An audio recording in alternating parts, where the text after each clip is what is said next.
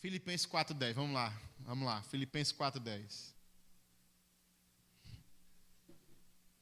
Diz assim, olha, palavra do Senhor. Fiquei muito alegre no Senhor, porque agora, uma vez mais, renasceu o cuidado que vocês têm por mim. Na verdade, vocês já tinham esse cuidado antes, só que lhes faltava oportunidade. Digo isto não porque esteja necessitado, porque aprendi a viver contente em toda e qualquer situação. Sei o que é passar necessidade, sei também o que é ter em abundância. Aprendi o segredo de toda e qualquer circunstância, tanto de estar alimentado como de ter fome, tanto de ter em abundância como de passar necessidade. Tudo posso naquele que me fortalece. No entanto, 14, vocês fizeram bem, associando-se comigo nas aflições. E como vocês, filipenses, sabem muito bem, no início da pregação do Evangelho, quando parti da Macedônia, nenhuma igreja se associou comigo nessa questão de dar e receber, exceto vocês, somente. Porque até quando eu estava em Tessalônica, por mais de uma vez, vocês mandaram bastante para as minhas necessidades. Não que eu esteja pedindo ajuda, pois o que realmente me interessa é o fruto que aumente o crédito na conta de vocês. Recebi tudo e tenho até de sobra. Estou suprido, desde que Epafrodito me entregou o que vocês me mandaram, que é uma oferta de aroma agradável, um sacrifício que Deus aceita e lhe agrada. E o meu Deus, segundo a sua riqueza em glória, há de suprir em Cristo Jesus tudo aquilo que vocês precisam.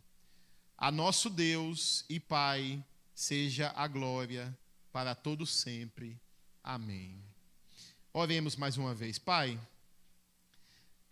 precisamos da Tua ajuda agora, Senhor.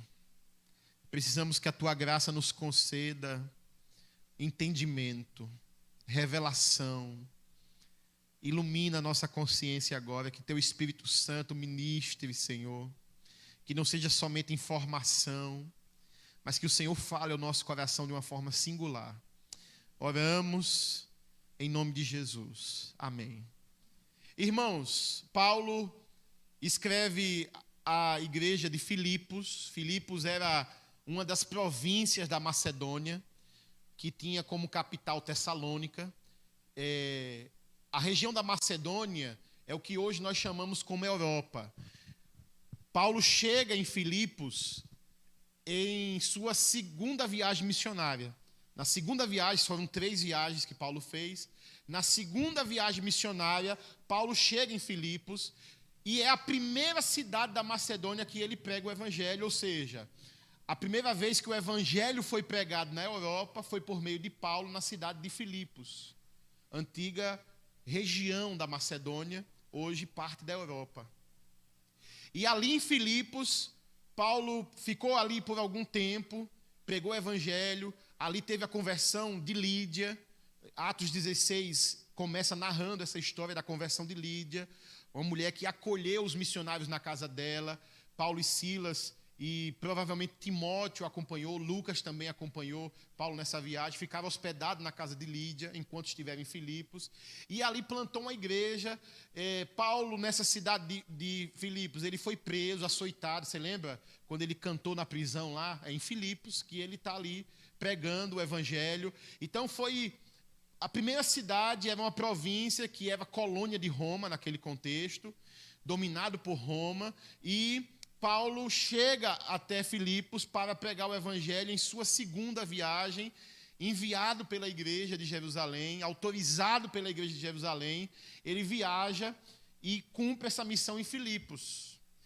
Porém, Paulo está escrevendo aqui essa carta em um tempo futuro, depois dessa plantação, que ele deixou ali irmãos se reunindo, aqui cita Epafrodito, aqui cita outros irmãos, na carta cita duas irmãs que estavam brigando na igreja e não se entendiam, duas líderes que não estavam se entendendo, Paulo trata do assunto aqui na carta. Então, é uma carta que Paulo está escrevendo em um tempo futuro. Paulo está preso, não se sabe bem onde ele está preso. Provavelmente, uns dizem que eles estavam presos, nesse contexto, ele estava preso na Cesareia. Outros vão dizer que ele estava preso em Roma. Não se sabe bem, mas uma coisa se sabe, que Paulo escreveu essa carta da prisão. E aí, na prisão, Paulo recebe Epafrodito com uma oferta missionária para a vida de Paulo. E Paulo vai dar testemunho aqui, nesses versículos que lemos, que essa não é a primeira vez que a igreja da Macedônia faz isso, que a igreja de Filipos faz isso. Paulo vai dar testemunho que eles já haviam feito isso outras vezes. E Paulo vai dizer o seguinte, Paulo vai dizer, olha, das igrejas, depois que eu saí daí para pregar o evangelho, depois que ele sai de Filipos, ele vai para Tessalônica, planta uma igreja em Tessalônica, que é a capital da província, e depois ele segue a viagem, faz uma terceira viagem, e cremos, pelos dados históricos aqui, que ele está escrevendo essa carta em algum tempo depois da terceira viagem, que ele está preso. E Paulo está dizendo, olha, desde que eu parti da Macedônia, veja, desde o início da primeira viagem, ou da segunda viagem, desde o início da segunda viagem, nenhuma outra igreja enviou oferta missionária para mim, a não ser vocês. Nenhuma outra igreja. Vocês me enviaram ofertas, que vai ser chamada aqui oferta de assistência aos santos. É o nome da oferta missionária.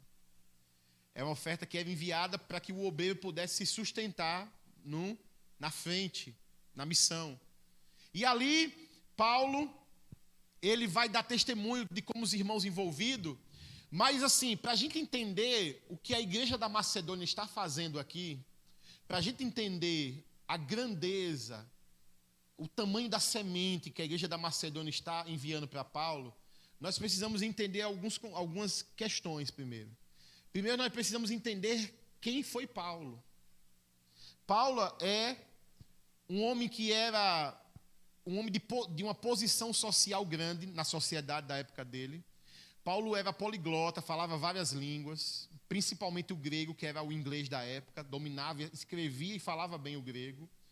Paulo era judeu, teve como professor, um dos principais professores da época, Gamaliel, foi o seu mestre que o discipulou e tornou ele fariseu, fazia parte da seita farisaica. Então Paulo era doutor da lei, um homem culto, intelectual, possuía cidadania romana, que era algo também que não era para muitos. Era um homem de uma posição social, de um respeito na sociedade da época muito grande.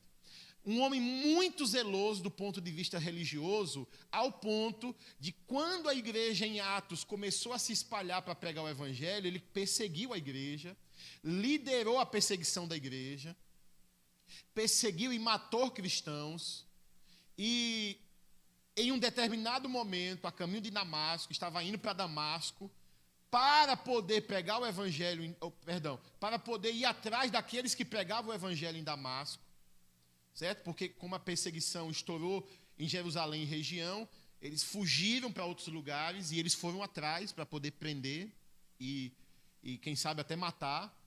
E a caminho de Damasco ele tem uma experiência com Deus. Cristo aparece para ele, Paulo, e ele, quem é você? Sou aquele que você persegue, e revela ali, ele tem uma experiência vocacional, e ele se converte e é vocacionado no mesmo instante, na mesma experiência. Experiência de conversão e experiência vocacional, porque Deus comissiona ele para uma obra.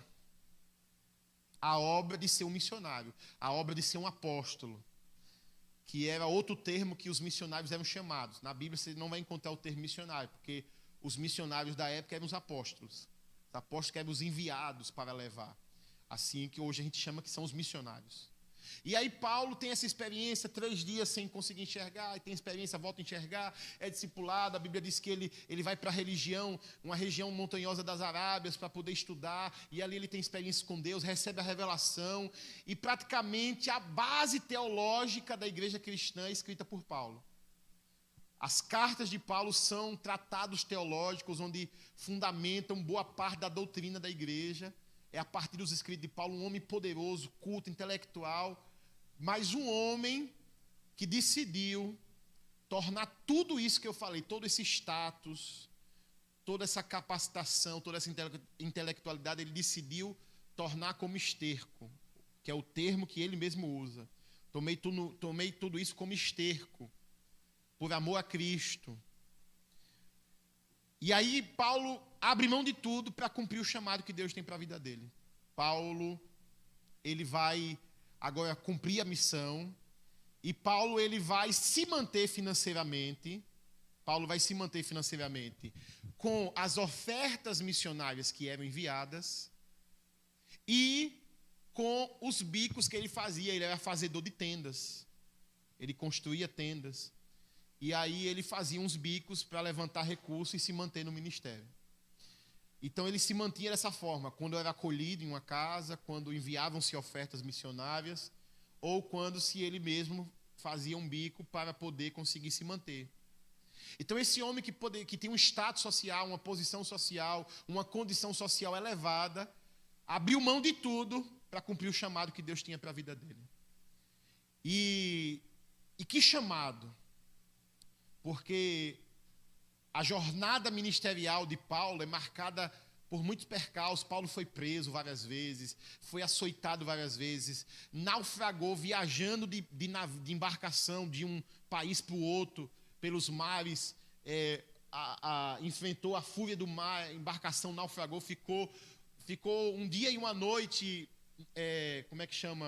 agarrado aos pedaços da embarcação, à deriva, no mar, até chegar em terra firme.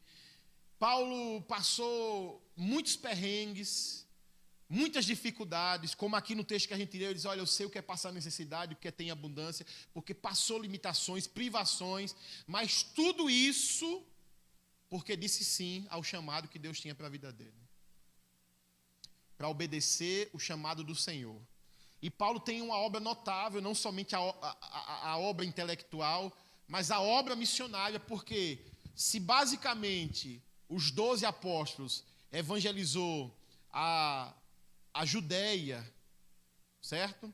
A região de Israel, Paulo praticamente sozinho entre aspas, no sentido com seus companheiros, sempre enviado, Silas, Barnabé, enfim, sempre acompanhado, mas Paulo evangelizou o restante do mundo, certo? Quem leva o evangelho para a Europa é Paulo, quem leva o evangelho para a Ásia é Paulo. Paulo espalha o evangelho para os gentios, para aqueles que não eram judeus. Ele leva o evangelho para todos.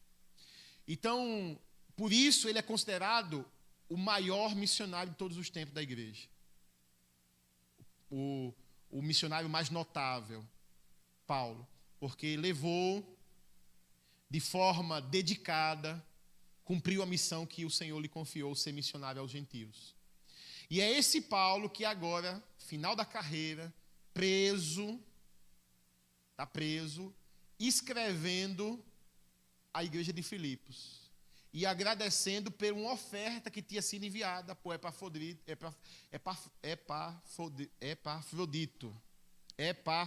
Pronto, agora saiu.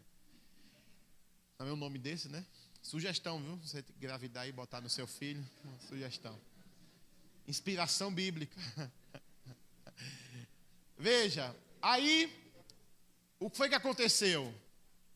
Epafrodito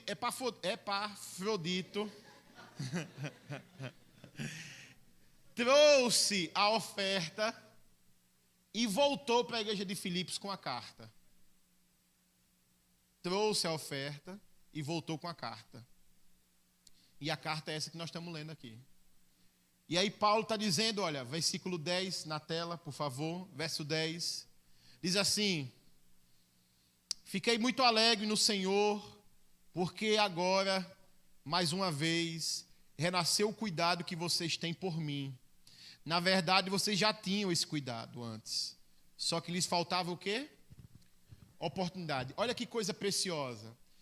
Paulo está chamando a oferta que a igreja da Macedônia, a igreja de Filipos levantou, ele está chamando essa oferta de cuidado. Paulo não está vendo o dinheiro, Paulo está vendo o cuidado que a igreja está tendo. Paulo consegue ver o zelo da igreja com a vida dele ao enviar aquela oferta. Ele diz, olha, isso alegra o meu coração. Isso aponta aqui, irmão, para uma realidade muito triste dos nossos dias. Porque a igreja dos nossos dias não tem cuidado bem dos missionários. A igreja dos nossos dias, sem generalizar, porque sempre há exceções, mas lamentavelmente são raríssimas exceções, a igreja dos nossos dias não tem cuidado bem dos missionários dos nossos dias. E perceba, quando a igreja não cuida bem, o que acontece com o coração do missionário? Ele se entristece.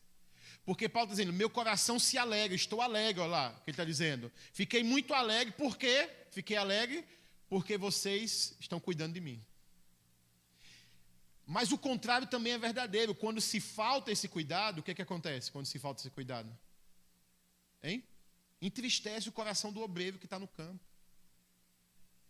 Entristece o coração quando a igreja, que é responsável de cuidar, de manter os missionários, não faz isso a contento. E é muito comum hoje no campo, você vê muitos testemunhos, pessoas que tiveram experiências de missionárias, teve testemunhos assim, olha, a igreja me enviou para cá e me abandonou. A igreja me enviou para cá com um recurso limitado, que não dava, eu ficava devendo na mercearia. Eu já vi vários testemunhos assim. Uma vez a gente chegou, não vou dizer a cidade, a gente chegou numa cidade do sertão, e não é Poço Redondo, é uma outra cidade do sertão sergipano. A gente estava se propondo a fazer um projeto evangelístico, missionário evangelístico nessa cidade, isso há alguns anos atrás. E a gente foi na casa do missionário. E aí passamos alguns minutos conversando ali, e ele disse, olha... E ele começou a falar das dificuldades do campo, as dificuldades, das batalhas espirituais e tudo. E começou a falar da dificuldade financeira que estava passando. Inclusive, olha, eu estou com uma dívida na mercearia que eu não consegui honrar, estou indo lá conversar com o rapaz. E a gente, se compadecendo da situação, fomos até a mercearia com ele e pagamos a dívida dele na mercearia. E ali ainda fizemos uma compra, tipo uma cesta básica, e deixamos com ele para dar um refrigério. E essa, infelizmente, é a realidade de muitos missionários, Brasil e mundo afora. Missionários que estão no campo, passando privações, por negligência da igreja. Quando a gente fala de uma oferta dessa de missões, muita gente vê dinheiro. Mas quem está no campo vê o quê? Cuidado. A gente levanta a oferta, não é porque a gente quer tornar a igreja mais rica. A gente levanta a oferta porque a gente quer dar dignidade àqueles que são dignos de receber essa dignidade. Porque a Bíblia diz que aqueles que ensinam e pregam a palavra são dignos de dupla honra. Então, quando a gente levanta recurso, eu conversava alguns dias atrás com o secretário executivo da Convenção Batista Sergipana, e ele me atualizou. Há 13 congregações que as igrejas mães abandonaram, 13 congregações, inclusive uma congregação que já foi daqui do passado, Divina Pastora, foi abandonada pela igreja mãe e está sob a custódia, o cuidado da convenção.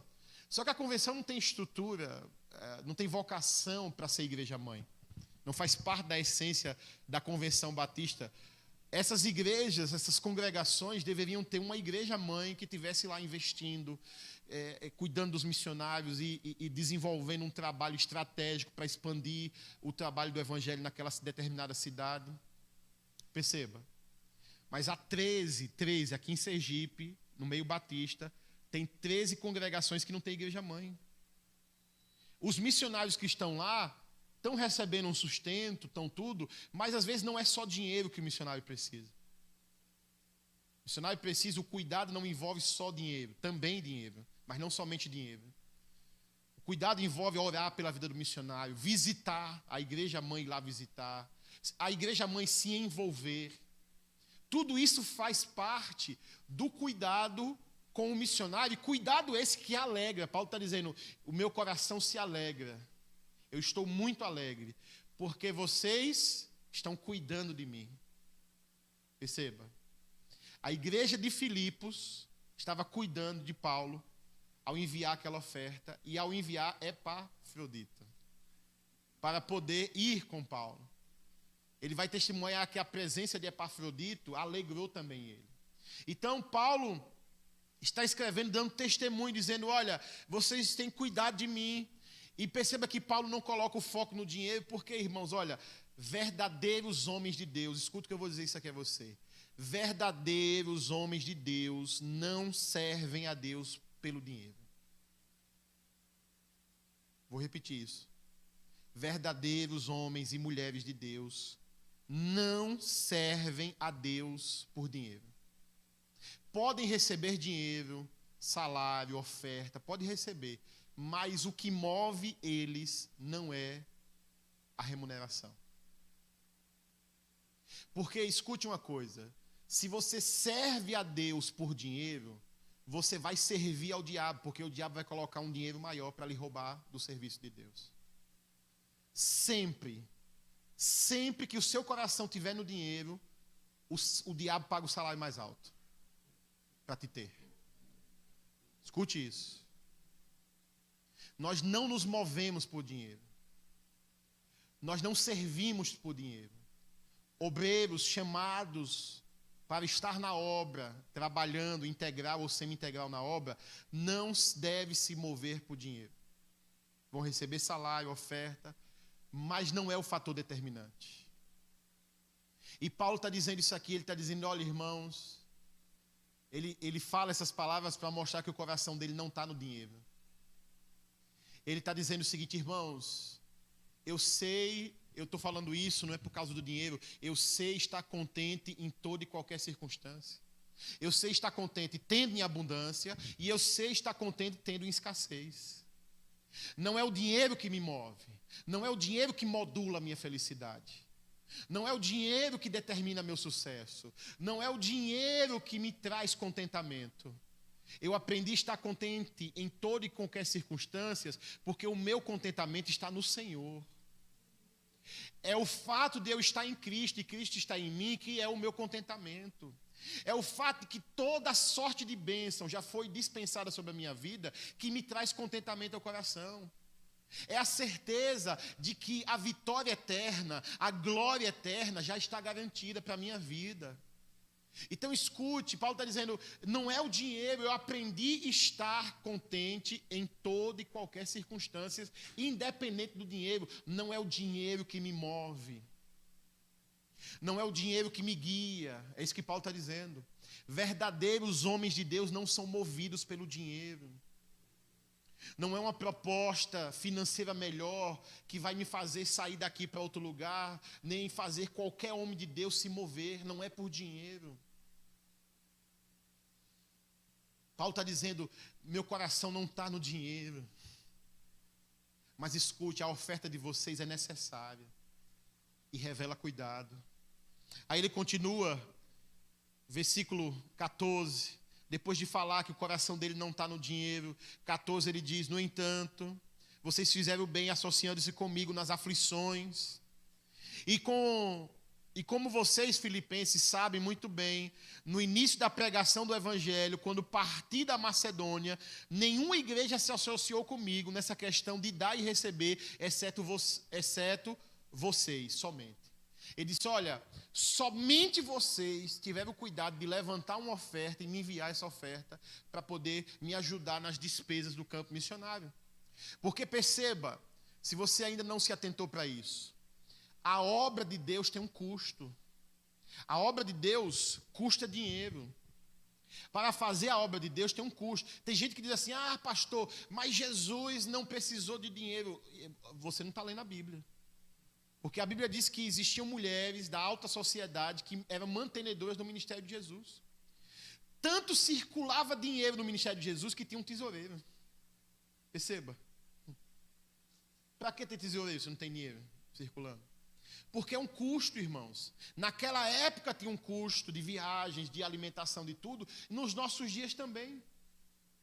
Porque você perceba, vamos enviar um missionário, veja lá, vamos enviar um missionário dessa igreja para a Venezuela. Certo? Debaixo de uma direção de Deus, Deus levantou o obreiro, testificou na igreja, enviamos um missionário para a Venezuela. Aí começa com um período de capacitação. O missionário vai ter que se capacitar, comprar livro. Custa comprar livro? Sim. Tem dinheiro para comprar livro? Sim. Tem custo. Aí ele vai fazer um curso. Tem custo no curso? Sim ou não? Para se capacitar. Veja, na capacitação já envolve dinheiro já. Aí esse missionário capacitou, está pronto, vamos enviar ele para lá. Tem custo de passagem aérea para ele ir? Sim. E quando chegar lá, ele vai ficar hospedado na onde? Vai ficar numa pousada, até conseguir alugar uma casa. Tem custo a pousada, tem custo de alimentação e tem custo de aluguel da casa quando ele alugar a casa. Mas ele já alugou uma casa grande, porque dá para fazer o culto na garagem e ele morar na casa. Para economizar, perceba. Agora, essa casa, além do aluguel, tem conta de água, de energia, de internet. Quem que custeia tudo isso? Governo federal? Hein? Qual é o ministério do governo federal que financia essa obra? Você sabe quem que financia esse tipo de obra? A igreja, irmãos. Desde sempre. Desde a Bíblia, desde sempre, é a igreja. São os crentes. Tem crente aqui? Só vou fazer uma pesquisa aqui. Tem crente também? Vamos, gente, irmão. Desde sempre. Aí o irmão, pastor, vamos começar, lá da Venezuela, ele me liga, pastor, vamos começar o trabalho aqui na Venezuela. Precisamos de uma caixa de som. Custa uma caixa de som? E um microfone, tem custo o microfone? Olha, 1.250, esse pá de microfone aqui, a gente comprou recente, foi, Felipe? 1.250. Um pá, bom, microfone bom e barato, viu? Depois eu posso dar o contato, quem se interessar aí. Veja, microfone 1.250, o pá de microfone sem fio. Bom, para a gente ter um som bom, sem chiado. Perceba. Eu falei o valor só para você entender.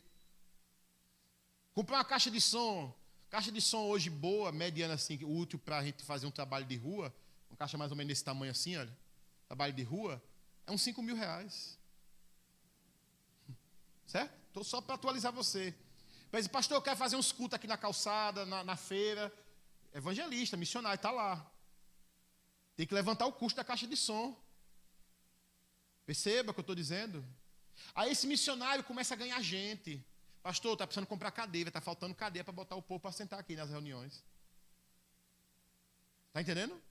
Não tem crente lá ainda para poder ofertar e manter isso lá. É a igreja mãe. É a igreja da Macedônia. Está investindo recurso lá. Para fazer uma agência do evangelho, plantar uma agência do evangelho naquela cidade, naquele país. Perceba? Aí ele vai dizer, pastor, nós estamos fazendo um trabalho com as crianças aqui todo sábado à tarde, e a gente está precisando de lápis de cor. Custa comprar lápis de cor, papel, trabalho, brinquedo com as crianças? Custa ou não? Sim ou não? Tudo é um custo, irmãos. Para a gente poder fazer a obra, pastor, mas a gente vai fazer a obra de casa em casa, vai comprar o centro de folheto para evangelizar com folheto. Tem um custo. E perceba, foi assim que o evangelho se espalhou pelos séculos e chegou até nós. Foi com a igreja, dos seus recursos pessoais, investindo, ofertando na obra missionária, financiando a obra missionária. Essa igreja aqui que você hoje congrega foi plantada com recursos de missões. Tem uma igreja mãe que botou dinheiro aqui, que comprou as coisas, comprou material, mandou obreiro, investiu no início, até que a gente pudesse ter uma quantidade de irmãos suficiente e conseguisse caminhar sozinho com as próprias pernas. Perceba, Paulo está dizendo, nenhuma igreja se juntou, a não ser vocês. Nenhuma igreja se juntou comigo. Fazer a obra missionária custa. Tem um custo. E esse custo, desde sempre, é financiado pela igreja, pelos crentes.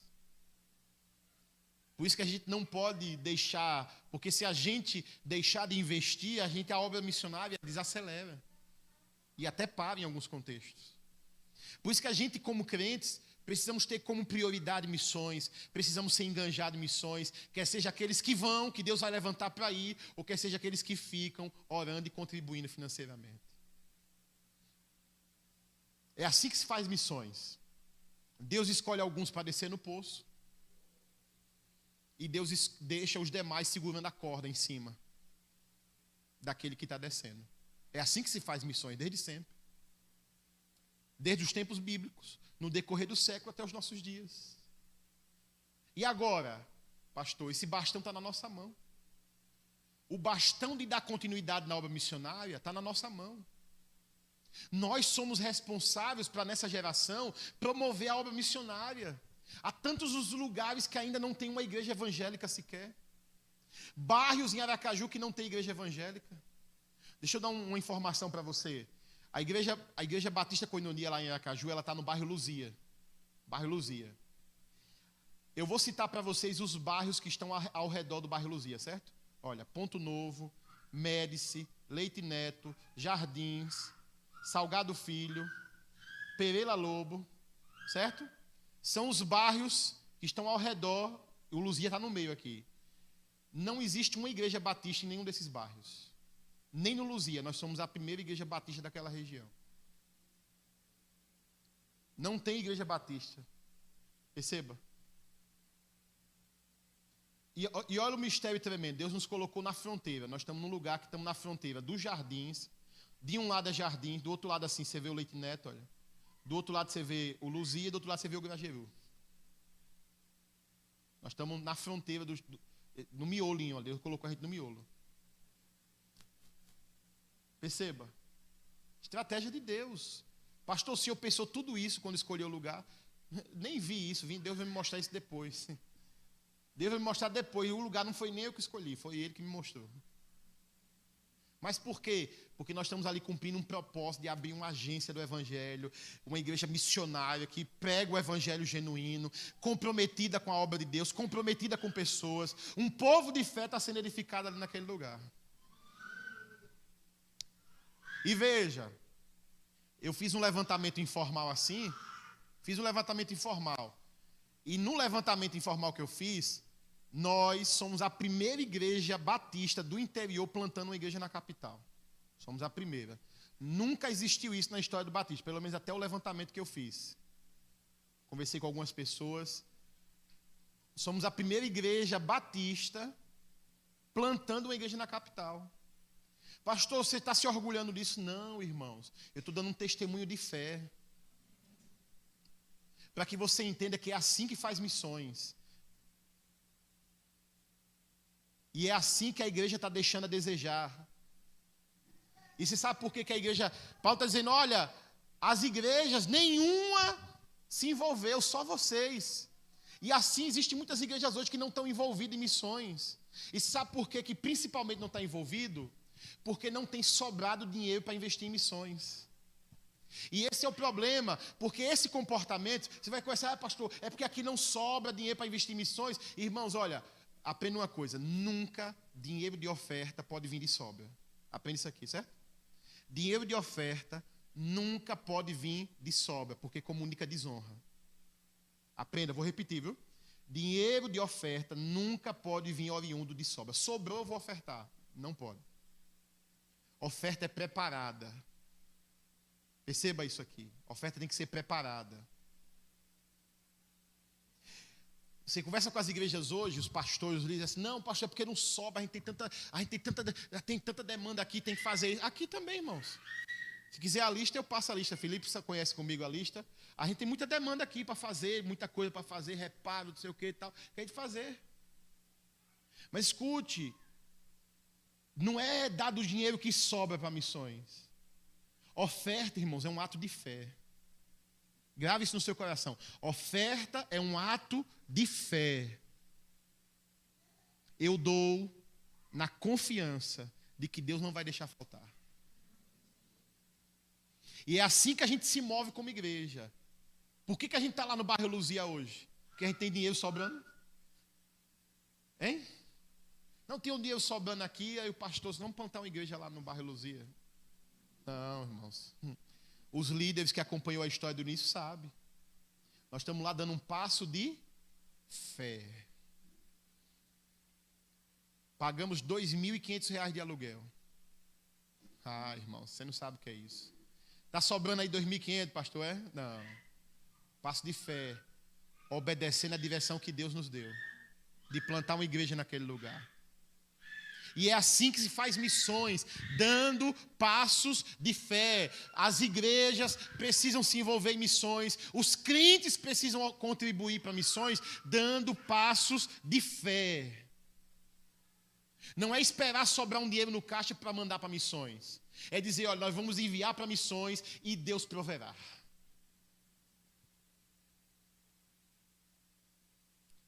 Por isso que só a igreja da Macedônia contribuía e por isso que poucas igrejas dos nossos dias são enganjadas com missões.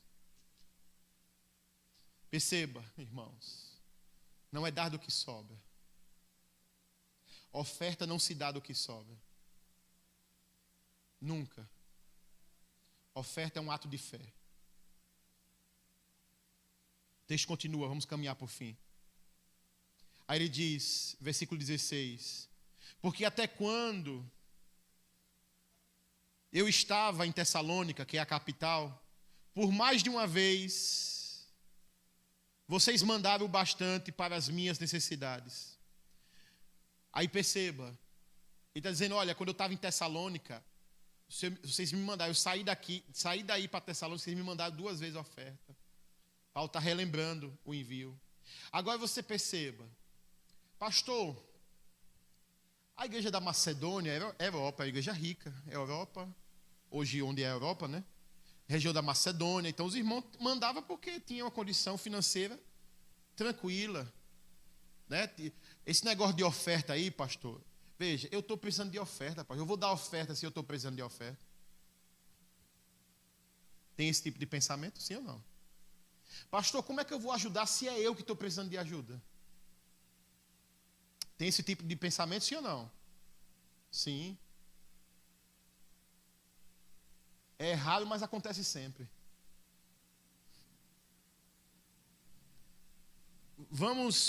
Paulo vai descrever a igreja da Macedônia, a igreja de Filipos, para a igreja de Corinto. Você vai voltar aí de 8 a 10 páginas na sua Bíblia. Volta aí de 8 a 10 páginas na sua Bíblia. Você vai chegar em Coríntios, 2 Coríntios, capítulo 8. 2 Coríntios, capítulo 8.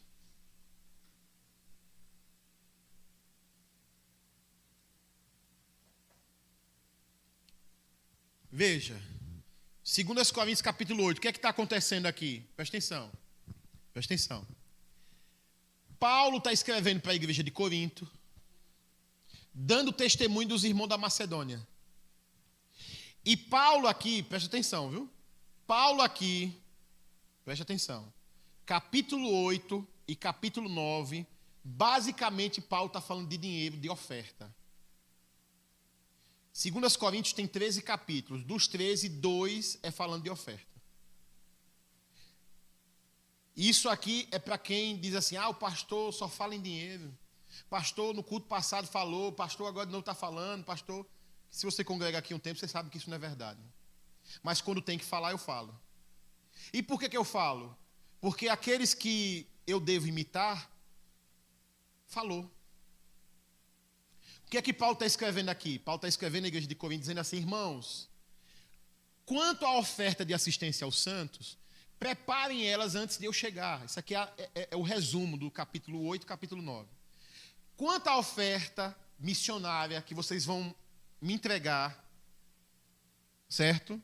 Quanto a essa oferta missionária, levante antes de eu chegar, para quando eu chegar aí, a oferta já está alçada. Vocês me entregam a oferta. A tônica do capítulo 8 e 9 é essa, certo? A gente conhece mais o capítulo 9, porque no capítulo 9 ele vai falar de que quem semeia pouco, colhe pouco, quem semeia com fartura, colhe fartamente, né? Deus ama quem dá com alegria, tudo no capítulo 9. Esses versículos clássicos estão no capítulo 9. Mas no capítulo 8, ele introduz o assunto falando da igreja de Filipos. da igreja da Macedônia. E olha o que Paulo vai falar sobre os irmãos da Macedônia, capítulo 8, versículo 1. Também, irmãos, queremos que estejam informados a respeito da graça de Deus, que foi concedida às igrejas da Macedônia. Porque no meio de muita o quê? De muito o quê, irmãos? Tribulação. Dólar, R$10. Veja. Inflação, 25%. Crise. Dificuldade. O cenário não era um cenário tranquilo. Porque a gente tem o costume de ofertar quando o mar se acalma. Quando o mar está atribulado, a gente não oferta. Mas perceba, olha o contexto. Ele está dizendo que os irmãos da Macedônia estavam em meio a muita prova de tribulação. Veja. E esses irmãos, em meio de muita prova de tribulação, manifestaram a abundância de alegria, e a profunda pobreza deles transbordou em grande riqueza de generosidade. O texto está dizendo que eles eram pobres, sim ou não? Não. O texto está dizendo que eles eram profundamente pobres. A pobreza era tão grande que botou um adjetivo para poder na pobreza. Tá escrito assim ou não? Olha aí. Em meio à profunda pobreza. Perceba. Em meio à severa tribulação e profunda pobreza, eles transbordaram em generosidade. Aí a gente está esperando as coisas melhorarem para a gente ofertar. Perceba. Quem tem ouvidos, ouça. Porque eu falo no Espírito. Perceba isso. Eles transbordaram em generosidade. Perceba, que poderoso isso, meu Deus. Em meio à severa tribulação e profunda pobreza, foi a única igreja que enviou oferta para Paulo.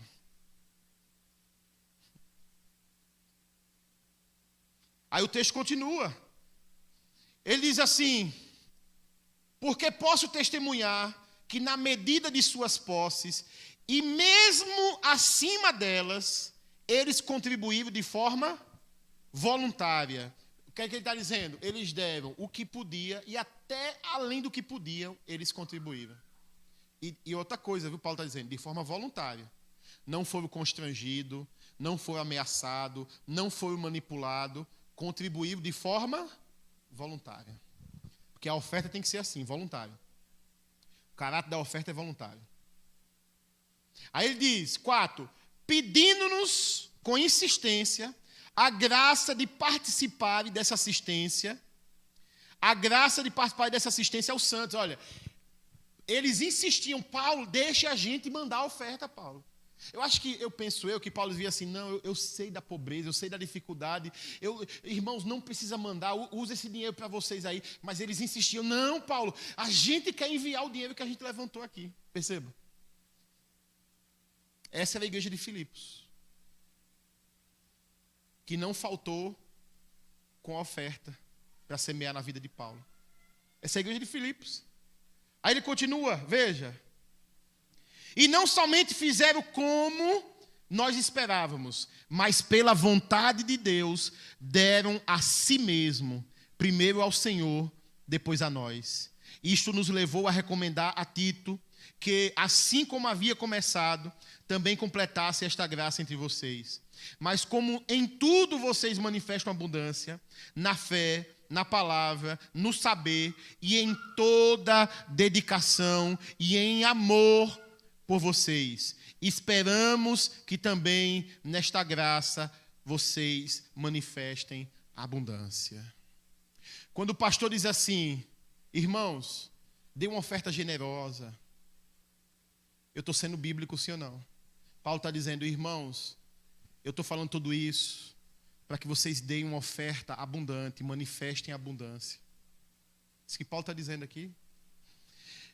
Ele está dizendo, irmãos de Corinto, eu estou falando para vocês sobre a igreja de Filipos, da Macedônia, para que vocês se inspirem e deem uma oferta abundante tão quanto eles.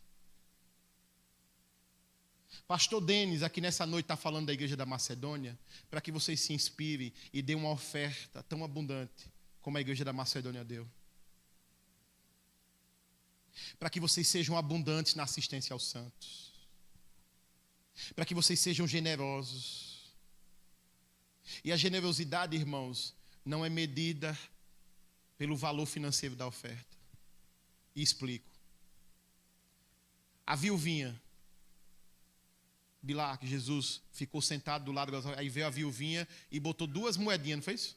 É equivalente hoje a 2 moedas de 10 centavos, 20 centavos. Ela deu uma oferta generosa, sim ou não?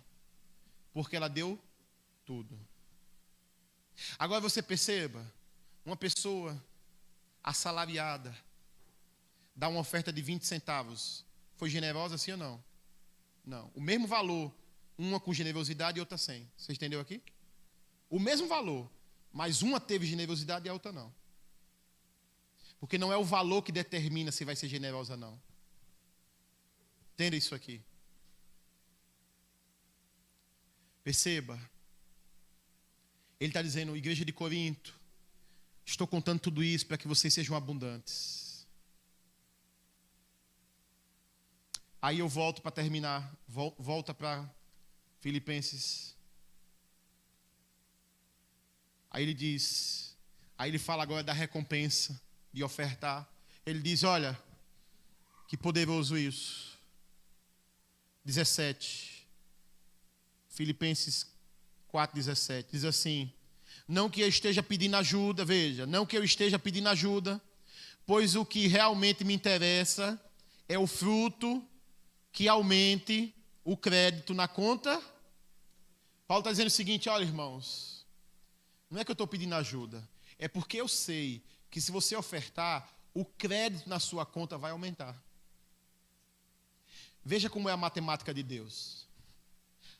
Toda vez que a gente pega algo do nosso e a gente dá para alguém, diminui, sim ou não? Sim ou não? Subtrai, diminui. Se eu repartir com alguém, subtraiu, diminuiu aqui. Mas o que é que Paulo está dizendo? Quando a gente investe na assistência aos santos, quando a gente investe na obra de Deus, não diminui. Não é débito, é crédito. Porque eu sei que o fruto vai ser um crédito na conta de vocês. Irmãos, ou você crê ou você não crê nisso aqui. Perceba isso aqui. Ou você quer ou você não crê. Tem gente que diz assim, pastor, eu não dou porque eu não tenho, pastor. Pastor, eu não estou contribuindo porque eu não estou tendo. Aí eu sempre devolvo dizendo o seguinte, você não está dando porque não tem ou você não está tendo porque não está dando? Porque, escute, de 100% que vem para a sua mão, nem tudo é para comer, parte é para semear. Aprenda isso. Se você come a semente, você fica sem colheita. Ele está dizendo, olha, não que eu esteja pedindo ajuda, mas é porque eu sei que o resultado, o fruto, o resultado vai ser um crédito na conta de vocês. Por quê, irmãos? Porque o Deus que nós servimos, Ele aumenta a sementeira de quem semeia. Isso é bíblico, irmãos. Ah, pastor, a teologia da prosperidade pegou uma verdade bíblica e tornou isso a mensagem central do Evangelho. O erro está aqui. A mensagem é verdadeira, só que essa não é a mensagem central do Evangelho. Mas a mensagem de que Deus multiplica sobre a vida de quem semeia na obra é bíblico, está na Bíblia.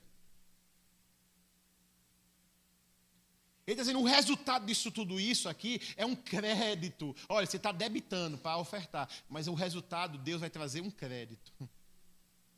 Aí ele continua, versículo, olha lá, vem comigo. Versículo 18. Recebi tudo e tenho até de sobra. Estou suprido desde que Epafrodito me entregou o que vocês me mandaram. Que é uma oferta de quê?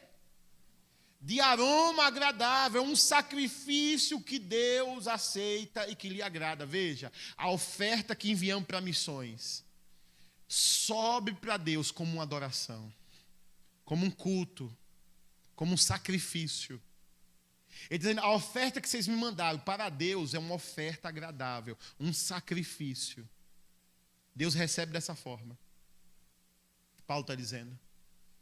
Adoramos a Deus, cultuamos a Deus quando pegamos das nossas posses e investimos de forma generosa na obra missionária. Aí ele diz, versículo 19, e o meu Deus, segundo a sua riqueza em glória, há de quê? Há de quê, irmãos? De suprir em Cristo Jesus tudo aquilo que vocês precisam. Ele há de suprir algumas coisas que vocês precisam. É assim que está escrito? Algumas coisas ele vai suprir. É assim que está escrito? Não. O que é que está escrito? Tudo. O meu Deus, segundo a sua gloriosa riqueza, há de suprir. Vocês estão me enviando, mas não vai faltar para vocês. Não vai faltar. Malaquias 3,10, quando Malaquias está exortando o povo quanto dízimos e oferta, o povo diz, vocês estão me roubando. Roubando em quê? Nos dízimos e nas ofertas. Aí o próprio Deus diz assim, vocês estão me roubando. Aí Deus diz assim, estão me roubando nos dízimos e oferta, traga todo o dízimo à casa do tesouro, para que haja mantimento na minha casa. Ou seja, em outras palavras, que haja mantimento na minha obra. E me coloque à prova. Veja Deus dizendo, me coloque à prova. Deus está se permitindo ser provado. E me coloque à prova se eu não vou abrir as comportas dos céus e vou derramar tamanhas bênçãos que vocês não vão ter nem onde guardar. Está escrito. Ele está dizendo, veja, quem contribui, irmãos, não falta. Você procure, converse, olha, você que está ainda se organizando e consolidando nessa área de contribuição. Converse com quem é dizimista fiel, converse com quem é ofertante regular, converse com quem é generoso em suas ofertas e pergunte, faça uma entrevista com essa pessoa, tem faltado? Pelo contrário, essa pessoa vai começar a contar testemunhos de provisão milagrosa que Deus tem feito. Você pode pegar qualquer pessoa que contribui com generosidade, fidelidade e alegria na obra de Deus. A Bíblia diz, irmãos, que o justo não mendiga o pão. E não tem meia verdade e duas verdades. Se a Bíblia diz que não, é não. Se a Bíblia diz que é tudo, é tudo. Ou a gente crê ou não. Ou a gente rompe com esse medo de mamon. Esse medo que mamon coloca no coração. Vai faltar, você não vai ter, você não sei o quê. Olha, o pastor está pedindo dinheiro aí para tirar dinheiro de você. Irmãos, em nome de Jesus, eu não preciso me justificar aqui. Mas Deus sabe do meu coração que eu estou ensinando a vocês um princípio poderoso aqui nessa noite. Não é sobre dinheiro. É sobre o cuidado que a gente tem que ter com a obra de Deus. Não é sobre levantar uma oferta gorda para a gente consolidar o império que nós estamos construindo aqui nessa igreja, não. É para expandir o reino de Deus e glorificar o nome dele nessa terra. Escute, que a gente seja como a igreja da Macedônia. Que a gente seja como a igreja de Filipos. Que mesmo em meio à tribulação e à profunda pobreza, não deixou de dar assistência a Paulo. Nós temos metas missionárias. Nós temos missionários que Deus está colocando no nosso coração para apoiar. Nós temos frentes missionárias, temos uma capela para construir. E que Deus receba como oferta agradável, como um sacrifício, a sua oferta generosa. O desafio e a oportunidade está lançado. Veja, sabe como é que a gente tem que ver isso aqui? Essa campanha? Como uma oportunidade. Aprenda a ver. Às vezes eu vou tirar um pouco, vamos sair um pouco da oferta missionária. Às vezes surge uma demanda perto da gente, certo? E às vezes a gente diz, meu Deus, vou ter que ajudar, eu não estou com tanta condição, eu vou ter que repartir com essa pessoa. Escute, às vezes é Deus nos dando oportunidade. É Deus colocando diante da gente uma terra fértil, para a gente lançar sementes. porque Ele quer colocar um crédito na nossa conta, mas Ele primeiro nos dá a oportunidade de debitar na vida de alguém. Aprenda isso. E às vezes isso vai vir em meio a grandes tribulações e profunda pobreza. Eu estou saindo um pouco da oferta missionária, estou colocando uma causa social. Às vezes tem uma família passando dificuldade. Perceba. Mas pastor, só tem um pão. Mas um pão dá para partir no meio. E 2 comem. Perceba. É uma oportunidade. Não veja como um peso, como uma obrigação. Veja como uma oportunidade que Deus está nos dando. De a gente lançar semente em uma terra fértil. Lançar semente em uma terra fértil. Que Deus coloque em seu coração a essência do que pregamos aqui hoje. Que você não consiga ficar só nas palavras, mas entender no Espírito o que está sendo liberado desse púlpito aqui. Que você consiga receber no seu Espírito esta exortação preciosa que foi liberada aqui hoje. E que você faça uso dessa oportunidade que nós estamos tendo. E que você semeie na causa missionária. Que você adote missionários. A gente, não a fim de me gloriar, mas a fim de dar testemunho. A fim de que esse testemunho sirva de imitação para a igreja. Além da igreja contribuir para a Vila Betânia, eu, como casa, família, contribuo para a Vila Betânia. Das minhas finanças pessoais. Nós todo mês enviamos oferta para a Vila Betânia. Paramos por um tempo, por conta de algumas questões, mas retomamos. Perceba. Entenda isso, irmãos. E eu envio porque eu sei que a terra ali, o trabalho que eles estão fazendo, e para mim é uma oportunidade, não um peso. Ninguém me ligou, veja. Ninguém me ligou, ninguém me pediu. Eu entrei no site, fiz o cadastro e me tornei um mantenedor mensal. Porque para mim é uma oportunidade de lançar sementes na obra de Deus. Vamos ficar de pé. Eu quero orar com você.